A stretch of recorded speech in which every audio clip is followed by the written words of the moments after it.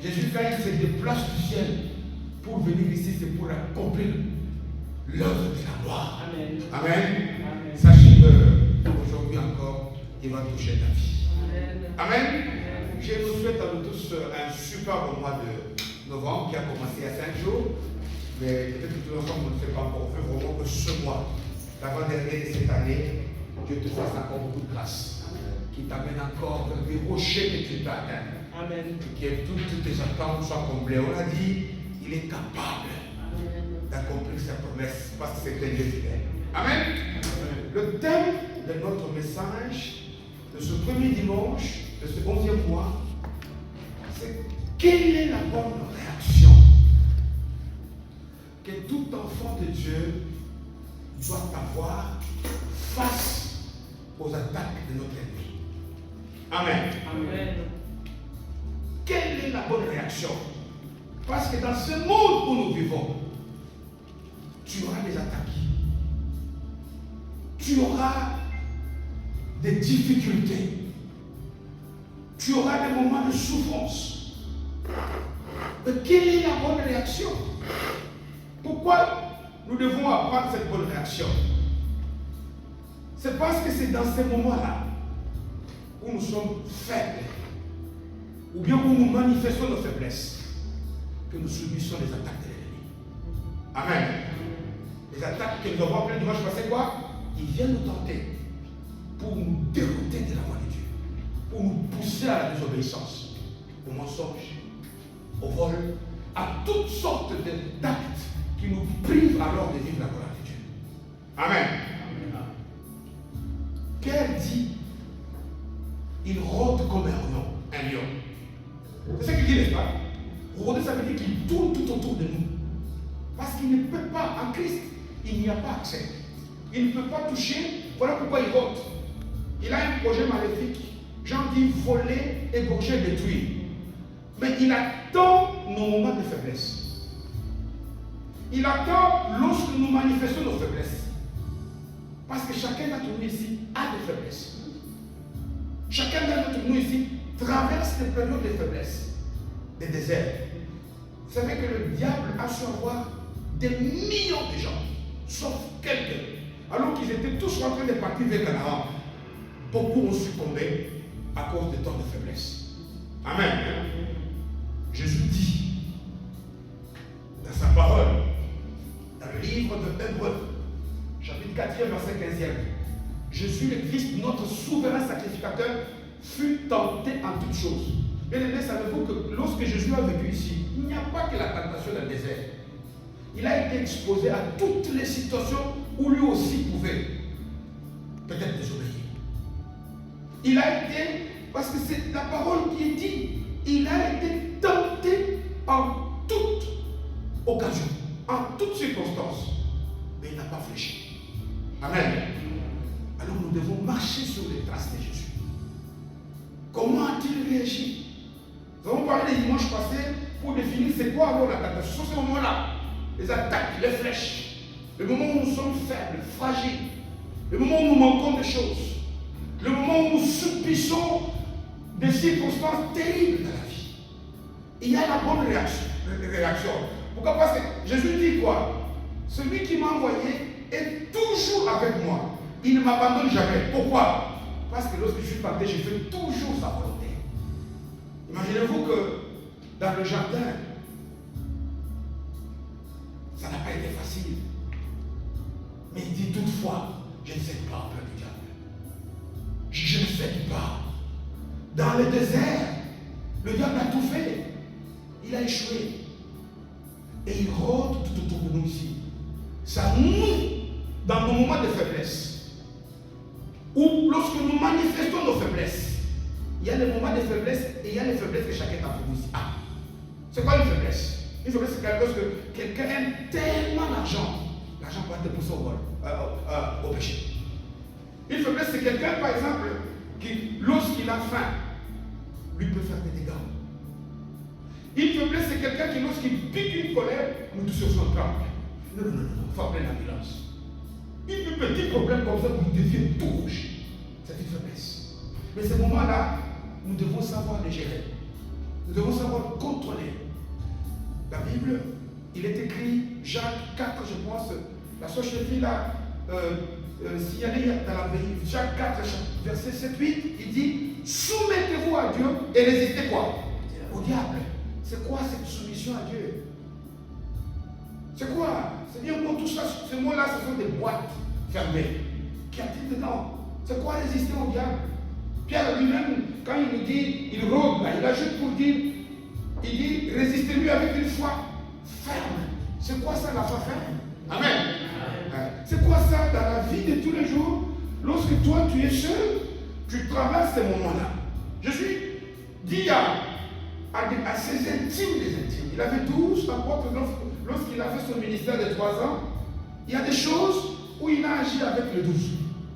Il y a des choses où il a agi avec les 6. Et il y a des moments d'intimité intense où il a agi avec les 3. Jacques et Pierre.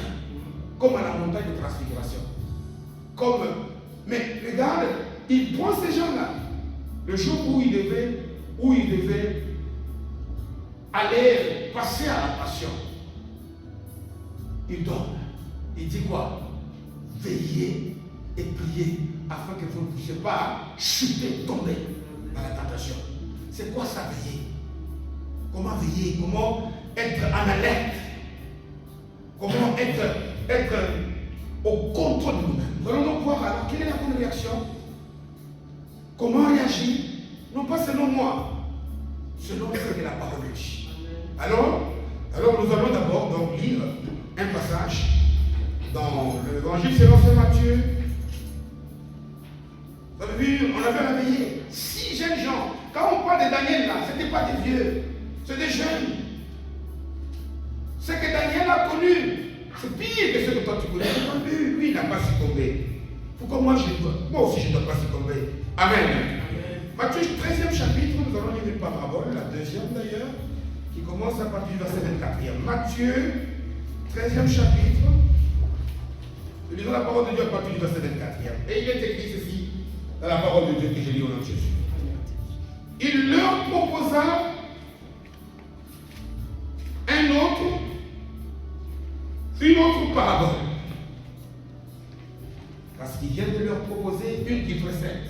La première, c'est ce qu'on appelle la parabole du semeur, ou des 4 terrains, 4 types de cœurs. Il leur proposait une autre parabole et il dit, le royaume des cieux est semblable à un homme qui a semé une bonne semence dans son champ. Mais pendant que les gens dormaient, son ennemi vint, sema délivré parmi le blé et ça va sans laisser des traces. Lorsque l'herbe eut poussé et donné du fruit, pas au moment où il a semé, livré par eux aussi. Et les serviteurs du maître de la maison vinrent lui dire, Seigneur, n'as-tu pas semé une bonne semence dans ton champ? D'où vient donc qu'il y a le livret? Il leur répondit, c'est un ennemi qui a fait cela. Et les serviteurs lui dirent, veux-tu que nous allions l'arracher? Non, dit-il, de peur qu'en arrachant l'ivraie, vous ne déraciniez en même temps le blé. Laissez croître ensemble l'un l'autre jusqu'à la moisson. Et à l'époque de la moisson, je dirai au moissonneur, arrachez d'abord l'ivraie et liez-la en gerbe pour la brûler, mais amassez le blé dans mon grenier, parole du Seigneur.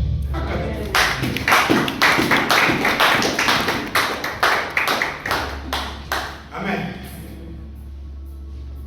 quelle est cette parabole qui peut bien nous expliquer ce que moi et toi nous pouvons faire pour sortir comme Jésus, toujours victorieux, comme Daniel et ses amis. Je lis ici dans ce texte, nous le voyons. Vous savez, parfois, nous sommes surpris.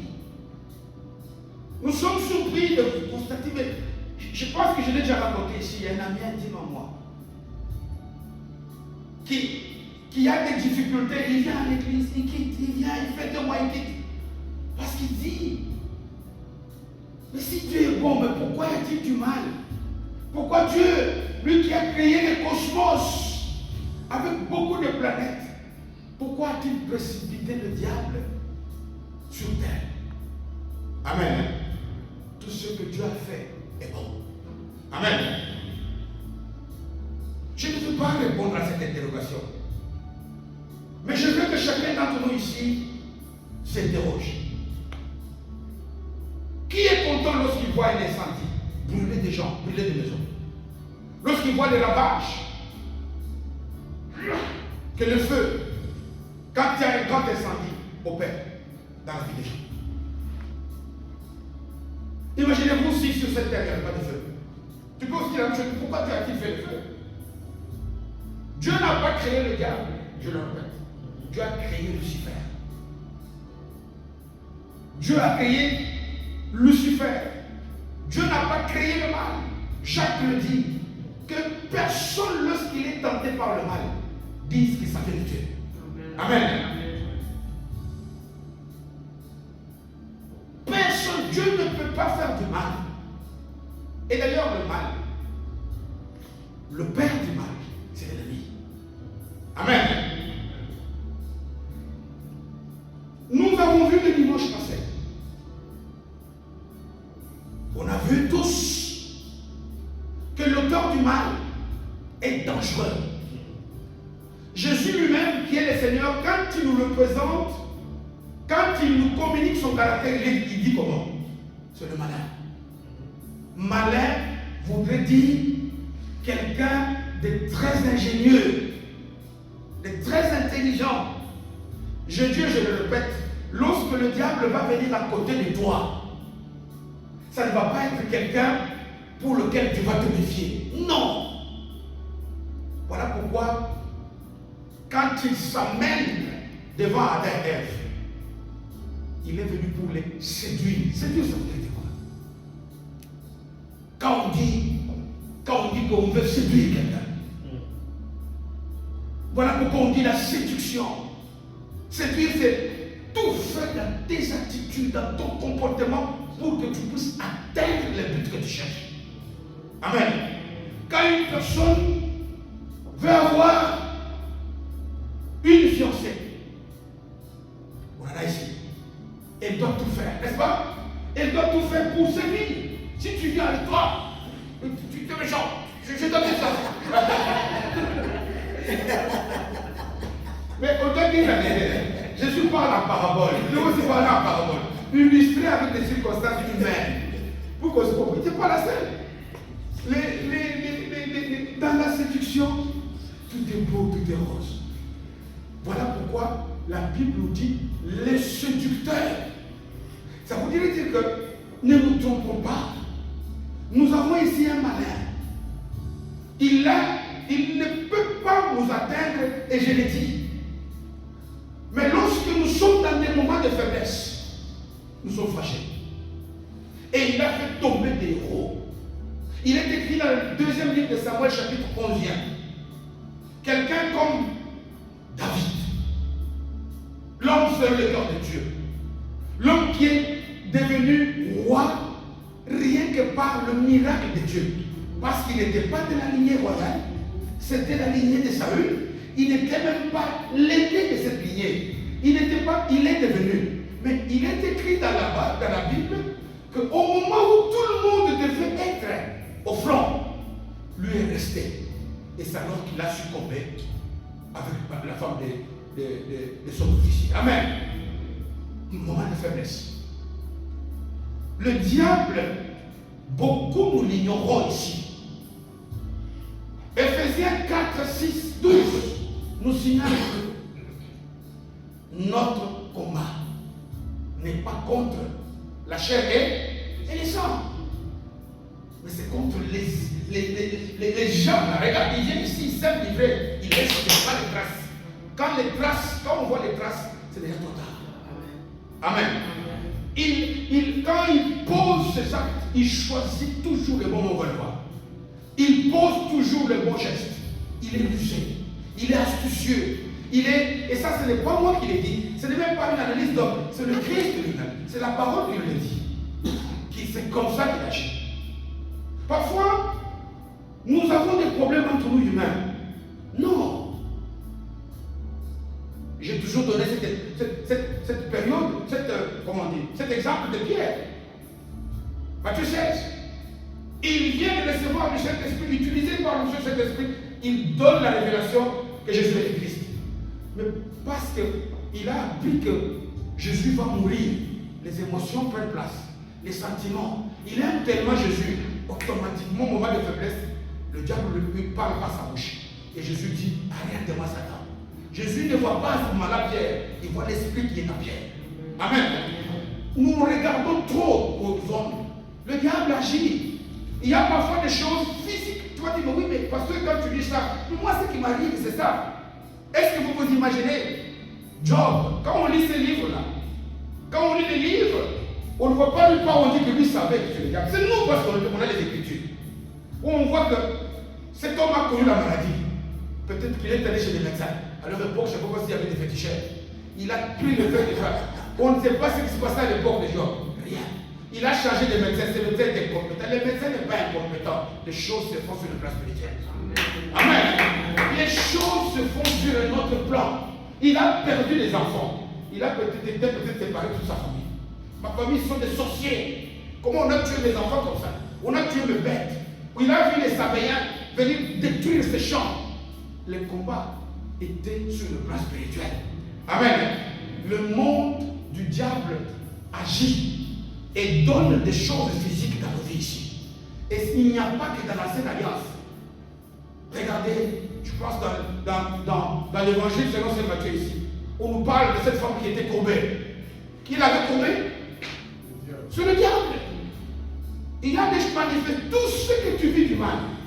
Oui, il peut y avoir des outils humains ou des circonstances humaines, mais derrière le mal, il y a toujours le travail. Amen. C'est la manière dont moi et toi nous allons réagir dans ces moments-là.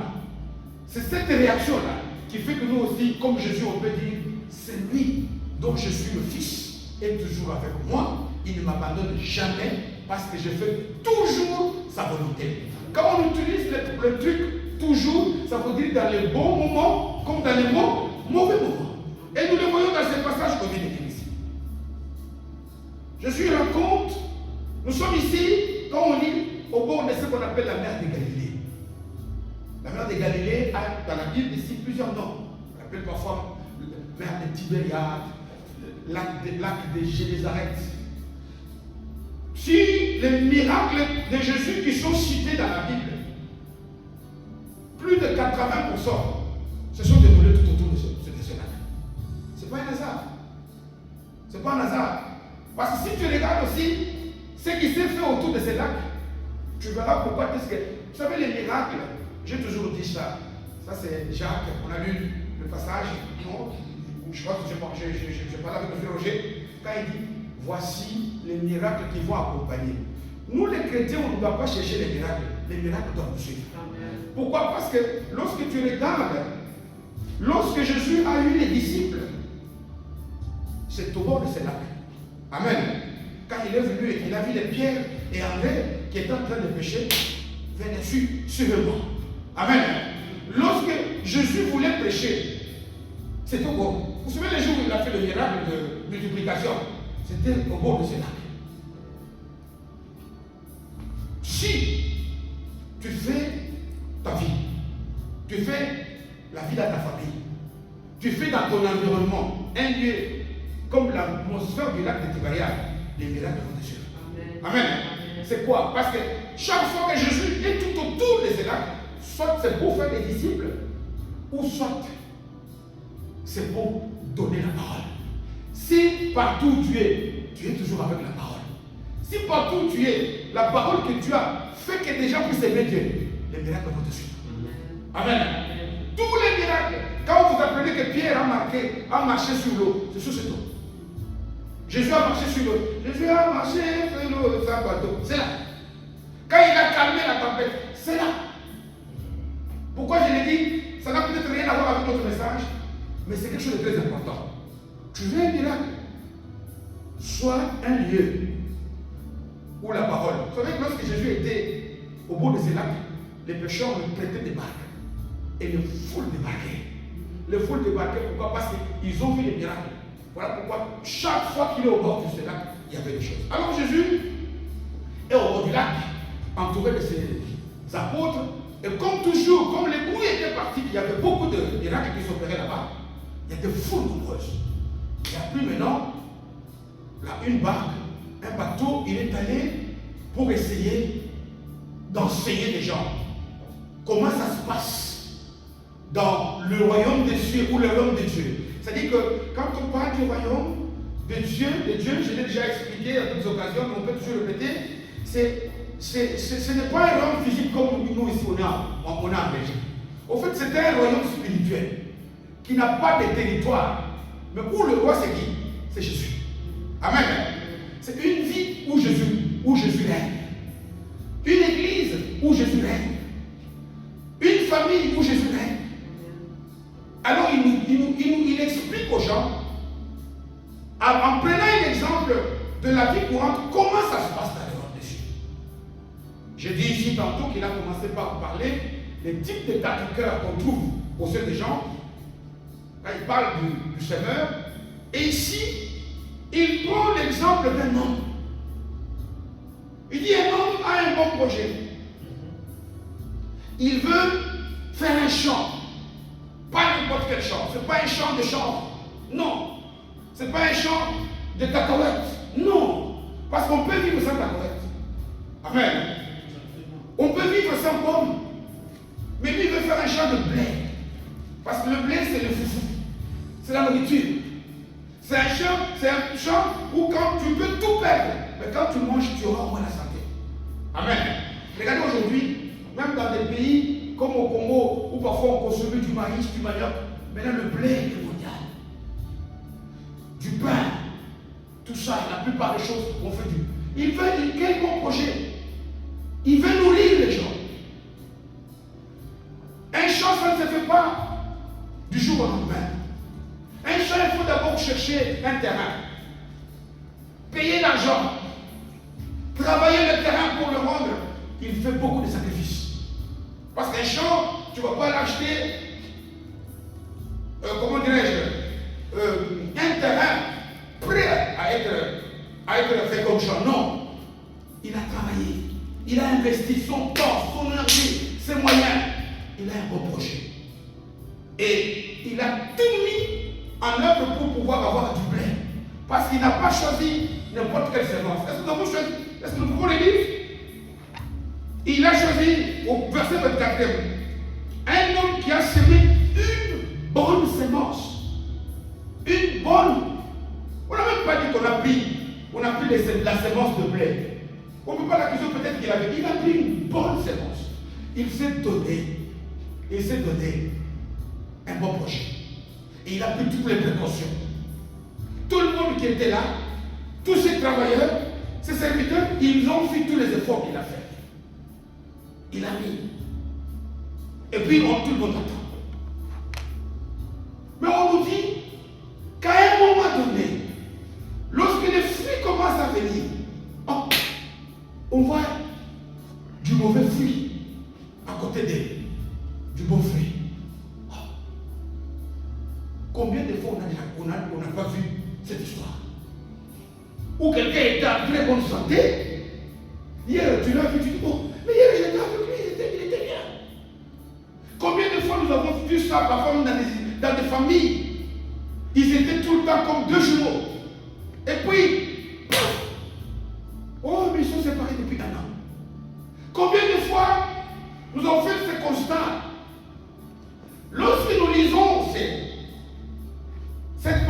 à partir de ce 36e, les apôtres ont appelé Jésus de côté pour lui demander, mais qu'est-ce que tu veux dire par rapport à ces paroles?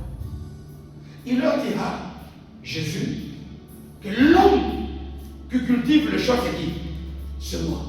Mais aujourd'hui, même depuis toujours, quand Dieu veut faire des choses sur terre, il les fait par qui? Par moi et toi, et pas les autres. Amen. Dieu ne fait plus, on dit que Dieu a tout créé en 6 jours.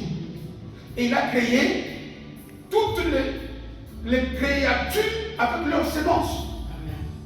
Il nous a donné la sémence à qui? À nous, à Adam et Ève, à la race humaine. Maintenant, c'est à nous de tout faire pour multiplier. Amen. Pour qu'il y ait des choses nouvelles.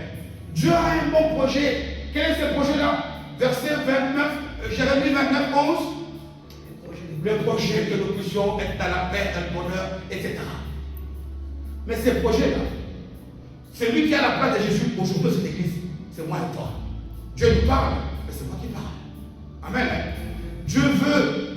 Les gens doivent voir l'amour de Dieu. Mais c'est toi qui dois manifester cet amour.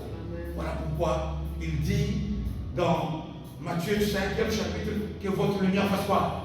Luise. Afin que les gens voient vos bonnes œuvres et qu'ils puissent glorifier votre Père. Laissez. Amen. Voilà pourquoi quelqu'un comme Jean le Baptiste devait chasser ces Juifs avec toute la Bible en tête, tous les versets. Ils aidaient beaucoup tous les. Ils couraient pour venir se faire baptiser. Il dit, restez du Père. Mettez en pratique. Vivez la Bible. Manifestez ce que moi je manifeste. Amen. Ne dites pas tout simplement, nous avons Abraham comme père. Même de ses pierres, Dieu peut susciter de la descendance pour Abraham. Amen. Et ces projets, pour qu'il y ait la paix, pour que les enfants, c'est par toi et par moi que Dieu passe aujourd'hui. Dieu vient pour sauver le peuple en Égypte, mais c'est Moïse qui est devant. Dieu veut faire des choses. Sache que si toi tu ne fais pas le bien, tu rendras compte à Dieu. Tous les biens, j'ai toujours dit, si tu as besoin de 1000 euros, je donne un exemple, et que Dieu t'a donné 1500, ce que les roses, c'est pour que tu puisses donner les autres. Parce que, qu'est-ce que Jean-Baptiste dit? Celui qui a 2 tuniques, passe quoi? Parce qu'il a besoin de tuniques. C'est un exemple pour réduire, pour dire que le surplus, c'est pour que tu fasses. Dieu ne t'a pas donné pour que tu deviennes orgueilleux. Ça, c'est le diable qui donne l'orgueil. Que moi, j'ai toujours beaucoup. Moi, je suis toujours le premier. Tout surplus que Dieu te donne, c'est pour que tu puisses faire éclater sa gloire parmi les autres. Amen. Alors voilà que cet homme, le champ que nous sommes en train de bâtir, c'est des assemblées comme on les a bâties ici. On dit que ce n'est pas l'église du pasteur Adel. J'ai déteste cette appellation. Ok, papa, nous sommes allés chez le pasteur tel. Moi là, je ne parle pas. Tu as vu, tu as été à l'église du pasteur Mille. Je ne parle pas de pasteur. Moi, je parle de l'église de Jésus. Parce qu'il dit, sur cette révélation, sur ce roc, je bâtirai quoi? L'église? Je bâtirai mon église. Et tout ce que nous faisons ici, c'est des bons projets. Tous les biens qu'on fait, c'est des bons projets. Mais qu'est-ce qui fait que parfois, les églises s'éclatent? On va livrer. Qu'est-ce qui fait qu'il y a des crises? L'église, Jésus n'a laissé qu'une église. Regardez combien il y a. Et aujourd'hui encore, il va y avoir des assemblées. Pendant que je viens de prêcher ici, il y a des gens qui sont en train de se diviser. Tous les jours ici, il n'y a que des églises. Pourquoi? Livrer. Qu'est-ce qui fait que le champ, il y avait du blé? Qu'est-ce qui fait que dans le champ, il y avait lui a pris toutes les précautions pour que il y ait du blé. On ne peut pas lui reprocher ça. Qu'est-ce qui fait que aujourd'hui, moi et toi, nos églises, nos familles s'éclatent? Tout s'éclate. Qu'est-ce qui fait que il dit, ça n'est pas moi, c'est l'ennemi. Je le répète encore. Parce que sur cette terre, le diable rôde. Comme on est ici, il rôde. C'est un esprit. Il regarde un moment de faiblesse. Il regarde le moment où nous sommes fragiles. Pourquoi? Parce que lorsque nous lisons Il n'est pas venu n'importe quand le Lévi. Il est venu quand? Pendant que les gens dormaient. Quelle est la caractéristique qui peut bien résumer une personne quand elle dort? Quand tu dors, même le bébé il peut te taper. Parce que tu n'as pas le contrôle. Il peut te causer des brèves. Tu me sais, il était là, je le passe. Ah, il te fouille. Pourquoi? Parce que quand tu dors, quand tu es dans le sommeil, tu n'as pas le contrôle de ta vie. Tu es faible. Tu es fragile. Ce n'est pas toi qui dirige ta vie. Tu peux rêver, tu as gagné des millions. Tu es heureux toute la nuit. Tu te réveilles, oh, ça a été qu'un rêve. Tu es le plus mauvais, ça gâche ta journée. Combien de fois c'est déjà arrivé? Tu as un beau rêve. Tu dis, ah, ce problème n'avait pas de solution. Et puis tu vois, oh, tu es obligé, ce n'était qu'un rêve. Non, parce que tu dormais. Tu dormais et l'ennemi, quand on parle du sommeil, le sommeil ici, dans la parabole, le Seigneur veut tout simplement dire, le moment où tu es dans la distraction, le moment où tes émotions agissent, ont plus d'emprise sur toi que toi-même. Le moment où tu es faible, où tu as faim, où tu as soif, le moment où tu es en manque, ces moments-là, voilà pourquoi le Christ, quand il met des gens en garde, c'est les moments où nous sommes fragiles, c'est le moment où la plupart de nous sommes loin de la communion de Dieu. Amen. Or, la véritable communion, avec la véritable connexion directe avec le Seigneur, on l'appelle comment en français? La prière. Voilà pourquoi Jésus dit, veillez et faites quoi? Priez. Amen. Au moment où tu es faible, au moment où tu trouves que tu n'as pas de contrôle, prie. Prie. Parce que l'ennemi n'est pas là. Il vient pour égorger, pour voler, pour égorger, voler, dérober, égorger, pour détruire. Il n'est pas loin. Tu auras du mal. Et Jésus n'a pas fait une fois.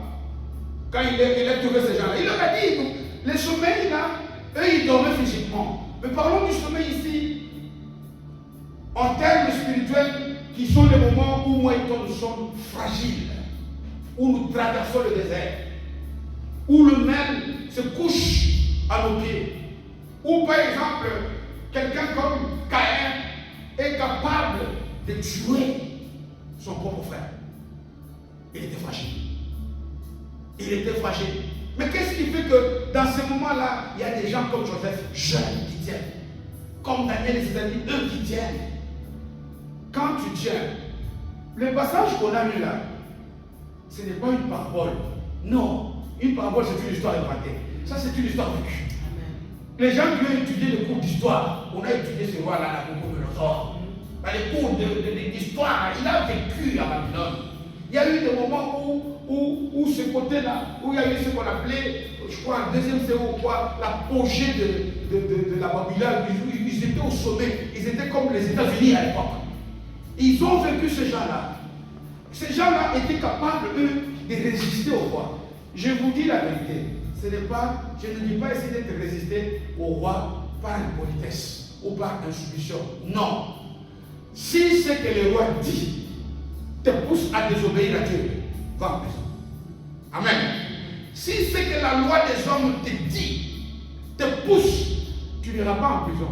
Parce que même en prison, là, Dieu sera toujours avec toi. Amen. Même en prison, même s'ils font quoi pour changer ton nom, pour te flatter, pour te donner les mains du roi, pour te donner, je ne sais pas moi, le vin du roi, pour chercher à te donner la domination du monde. Le diable a dit, Seigneur, je vais te donner tous ces royaumes. Non. Si c'est ça qui fait que je puisse aller à l'encontre de la volonté, Dieu même dans la fosse au lion, il sera avec toi. Amen. Parce qu'il a dit, voici, je serai avec vous jusqu'à la terre du temps. Lorsque tu es devant des choses comme ça, mieux même, dis Jésus, tu as dit que je serai avec toi. Amen. Je ne suis pas impoli, mais ça met là, moi je ne peux pas marcher. Amen. Moi je ne suis pas de ceux qui acceptent les mariages homosexuels. Non, contre ça. Même Aaron, j'apprends qu'on t'a chassé de la classe. On ne va pas te chasser. Parce que Jésus est vivant. Et il s'élèvera toujours les derniers. Pour nous faire soumettre à des choses qui nous font marcher. Parce que vous savez, le prophète a dit, si tu fais ça, tu seras le premier de la classe. C'est ça le but de loi. Non. Ils vont te miroiter. Nous avons reçu les petits-enfants. Et c'est d'ailleurs, ce n'est pas pour eux. Remarquez qu'il y a à la télé ici des petits films comme ça, avec des sirènes. Je vois Malaika et je dis, Malaika, mets les dessins animés. Pourquoi tu ne mets pas les dessins animés? Les dessins animés, c'est ennuyeux. Qu'est-ce que tu as à voir avec des histoires avec des sirènes? Parce qu'il y a des codes dedans. Pourquoi ils sont captivés par des choses comme ça? Mais les dessins animés que les gens aiment, les enfants n'aiment pas. Pourquoi? Parce que ça se fait par... Regardez même la petite Marie, ces histoires-là, les costumes là. Tu vois comment ça aimer ça, il va commencer à faire ça pour les enfants. Et les grands? Pourquoi? Parce que quand on prend de l'âge, il va commencer à détourner l'attention vers des choses inutiles. À nous faire aimer, nous attacher aux richesses du monde. À nous faire aimer des choses qui nous séparent de l'amour de Dieu. Amen. Et il va profiter des moments de faiblesse. Il va profiter des moments où nous sommes faibles. Ça, c'est la première chose. Amen. Et puis, non seulement il va profiter des moments où nous sommes faibles, mais il va utiliser des outils pour qu'il puisse arriver à ses fins. Regardez qu'est-ce qu'il a pris. Il a pris l'ivraie. Amen. L'ivraie, quand on lit des livres de botanique, pour ceux qui le peuvent, c'est un grain qui au départ ressemble comme deux gouttes d'eau au grain de blé. À telle sorte que lorsque l'ivraie est sémée, tu viens, tu ne peux pas voir. Si le diable rentre dans ta vie, dans un premier, tu ne le verras pas. Parce qu'il avance masqué. Amen. Il avance incognito. Il sème l'ivraie. Et puis le problème avec l'ivraie, c'est que lorsqu'il sort des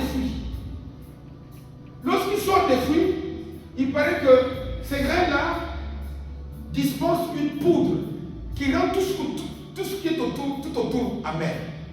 Donc non seulement lui est amer, mais il va abîmer tout le blé. Amen. Vous voyez comment il est? Il affûte des arbres. Le diable passera. Excusez-moi. C'est pas encore très fini. La grippe, c'est fait la grippe. Et après, je suis allé. Je suis allé pour qu'on me coiffe. Je dis, mais dans les soins de coiffure aussi, je touche beaucoup. Les gens vont soupçonner une petite question à la famille. Au moment où j'ai eu cette idée-là, c'est comme si on m'a mis une piqûre à la gorge. Alors je commençais à toucher à l'esprit.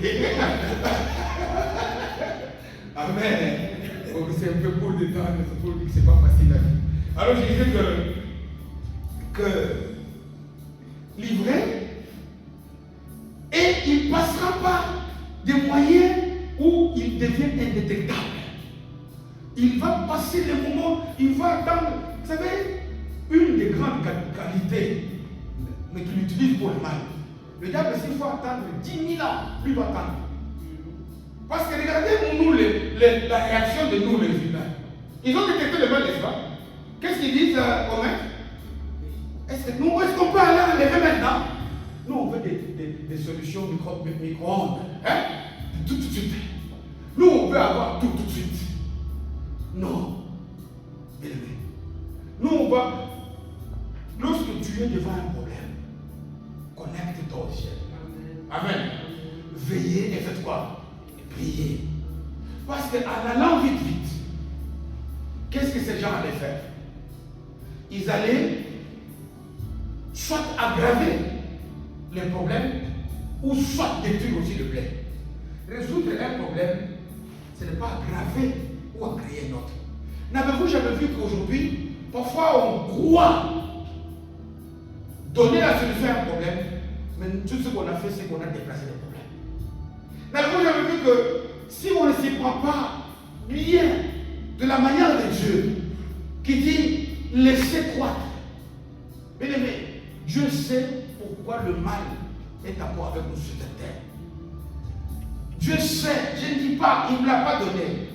Peut-être que si Dieu m'était fait au mal sur cette terre, beaucoup ne croient plus à Jésus. Dieu sait, il a dit laissez. Dieu sait, on dit, ça c'est le sage Salomon qui dit Proverbe 4, 16 ou 16, 4, c'est pas grave, mais le message on le connaît. Il dit, Dieu a tout fait pourquoi? Pour un but, même le méchant. Dieu n'a jamais rien fait. Beaucoup d'entre nous ici, c'est le mal qui fait que nous attachons à Jésus.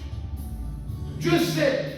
Parfois, il y a des situations compliquées, mais le maître a dit, supporte. Tolère. Sois calme. Il y a un temps, parce que lorsqu'on dit que lorsque le fruit délivré arrive à maturation, il sèche. Et cette pompe disparaît. À ce moment-là, tu peux pourquoi pas regarder que lorsque ce vilain personnage est venu, il n'a pas planté. Non seulement il a utilisé la nuit, le moment de fragilité, et puis il n'a pas utilisé un grain indétectable au départ, mais on dit qu'il a mis, livré parmi, pour que ça soit, il rend encore la solution du problème beaucoup trop compliqué. C'est comme ça qu'il agit. Mais avec Dieu, si tu veilles, si tu es patient, si tu es calme, si pendant un temps, tu restes toujours en connexion avec Dieu pour lui dire, mon Dieu, tu m'as dit de veiller. Restez en connexion avec Dieu. Restez toujours les abords du lac de mer de Galilée, lac de Jérusalem, mer de Tibériade. Si tu restes toujours dans cette ambiance-là, c'est lui qui t'a envoyé demeurera toujours avec toi. Amen. Il ne t'abandonnera jamais. Parce que celui qui a fait la promesse, il est comment? Il est fidèle. Acceptons, bien-aimés. Combien de fois, parfois, nous regrettons d'avoir agi vite, mais agi mal? Combien de fois, même si l'intention de départ était bonne, parce que ces gens, ils ne pensent pas mal. Ce qu'ils veulent faire, ce n'est pas mauvais. Mais ils n'ont pas attendu le temps de Dieu. Ils n'ont pas attendu Dieu qui connaît tout, qui connaît le passé, le présent, l'avenir. Il sait quand c'est bon. Il leur dit, soyez patients. Voilà pourquoi l'un des fruits que la plupart des chrétiens nous devons laisser les êtres travailler en nous, c'est de nous donner du calme et de la patience. Amen. Amen.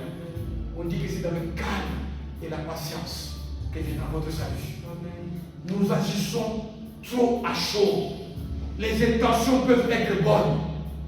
Les intentions bonnes ne comptent pas. Pierre avait une bonne intention de ne pas délaisser, de ne pas abandonner Jésus. Et il l'a suivi jusqu'à. Mais lorsque c'est devenu chaud, la bonne volonté n'a pas suffi. Amen. Il y a des moments où l'épreuve est tellement difficile que même toute notre bonne volonté ne suffit pas. Mais ce qui est possible, c'est quoi? C'est de garder son calme. C'est de rester toujours en contact avec le ciel. Voilà pourquoi j'ai dit, la prière n'est pas la solution au problème. Non. La prière nous met en connexion avec celui qui a la solution au problème. Amen. C'est comme par exemple, je vous donne cet exemple, quelqu'un qui a un GSM. Tu peux avoir le dernier numéro de iPhone, c'est quoi? 15. Imagine-toi, si tu ne l'as pas connecté au réseau, il te sert à quoi? S'il n'a pas de charge, tu vas commencer à dire, je peux faire des photos comme ça, 40 millions de pixels.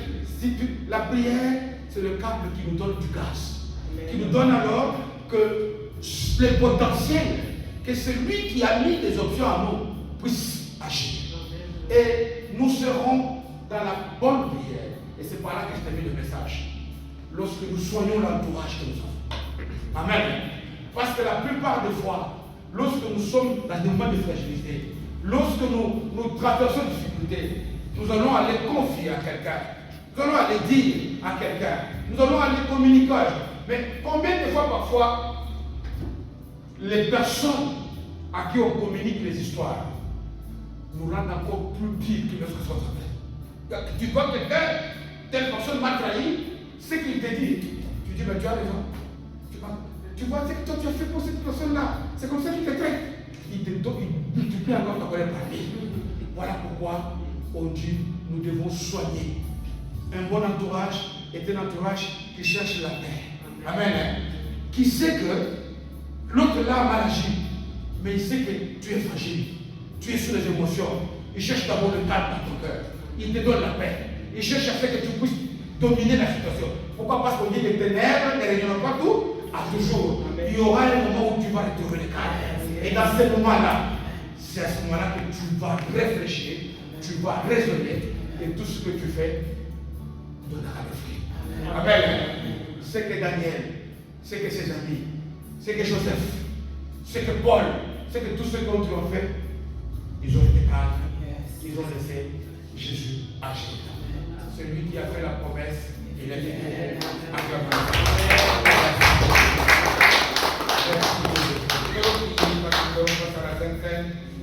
Nous voulons